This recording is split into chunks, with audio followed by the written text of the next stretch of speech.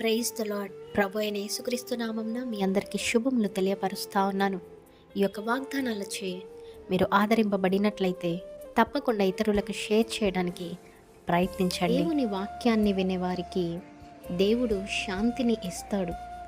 కానీ ఆ శాంతిని పొందిన వారు మళ్ళీ పాపపు మార్గంలో నడవకూడదు అనేది మనకు వాగ్దానం తెలియపరుస్తూ ఉంది. దేవుని స్వరము మనం వినగలగాలి. మరి ఆయన ఇచ్చే శాంతిని స్వీకరించే వారిగా ఉండాలి. మళ్ళీ పాపపు జీవితం వైపుకు తిరగకుండా ఉండాలి. దేవుని మాట వింటేనంట శాంతి వస్తుందంట. మరి ఈరోజు ఎంతమంది దేవుని మాటలు వింటూ ఉన్నారండి?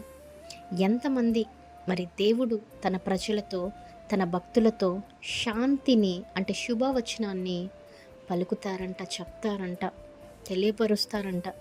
మరి అటువంటి మాటలు విన్నప్పుడు, శుభ వార్త లేదా శుభవచనాలు మనం విన్నప్పుడు మనకు శాంతి, ఒక పీస్ కలుగుతుంది. ఈరోజు చాలామంది శుభవచనము పలికేవారు ఎంతమంది పలుకుతూ ఉన్నారు? ఎంతమంది పాజిటివ్గా మాట్లాడేవారు ఉన్నారు? ఎంతమంది మీ మాటల్ని బట్టి ఒక పీస్ వారిలో క్రియేట్ అవుతూ ఉంది?